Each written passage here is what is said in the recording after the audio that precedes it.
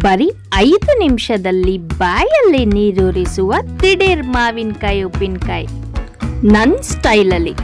ಮೊದಲಿಗೆ 2 ಮಾವಿನಕಾಯಿನ ತಗೊಂಡು ನೀರಿನಲ್ಲಿ ಚೆನ್ನಾಗಿ ತೊಳ್ಕೊಳ್ಳೋಣ. ಈಗ ತೊಳೆದಿಟ್ಟಿರೋಂಥ ಮಾವಿನಕಾಯಿನ ಬಟ್ಟೆಯಲ್ಲಿ ತ್ಯಾವ ಇಲ್ದಿರೋ ರೀತಿ ಒರೆಸ್ಕೊಳ್ಳೋಣ. ನಂತರ ಇದನ್ನು ಚಿಕ್ಕ ಚಿಕ್ಕ ಪೀಸಾಗಿ ಕಟ್ ಮಾಡ್ಕೊಳ್ಳೋಣ. ನೋಡಿ, ಈ ರೀತಿ ಇರಬೇಕು. ಈಗ ಹೆಚ್ಚಿಟ್ಕೊಂಡಿರೋ ಮಾವಿನಕಾಯಿನ ಒಂದು ಮಿಕ್ಸಿಂಗ್ ಬೌಲ್ಗೆ ಹಾಕೊಳ್ಳೋಣ. 1.5 ಟೇಬಲ್ ಚಮಚದಷ್ಟು ಉಪ್ಪು, 1/4 ಟೇಬಲ್ ಚಮಚದಷ್ಟು ಅರಿಶಿನ ಪುಡಿ, 2 ಟೇಬಲ್ ಚಮಚದಷ್ಟು ಅಚ್ಚಕಾರದ ಪುಡಿಯನ್ನು ಹಾಕಿ ಚೆನ್ನಾಗಿ ಮಿಕ್ಸ್ ಮಾಡ್ಕೊಳ್ಳೋಣ.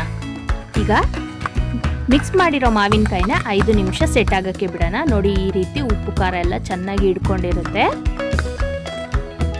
ಇವಾಗ 3 ಟೇಬಲ್ ಚಮಚದಷ್ಟು ಎಣ್ಣೆ ಕಾಯಿಸ್ಕೊಳ್ಳೋಣ.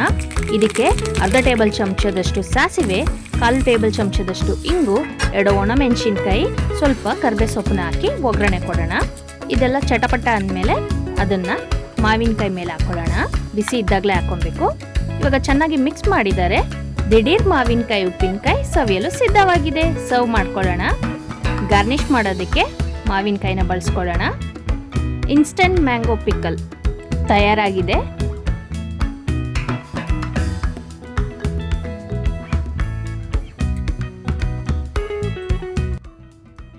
ಸಖತ್ತಾಗಿದೆ.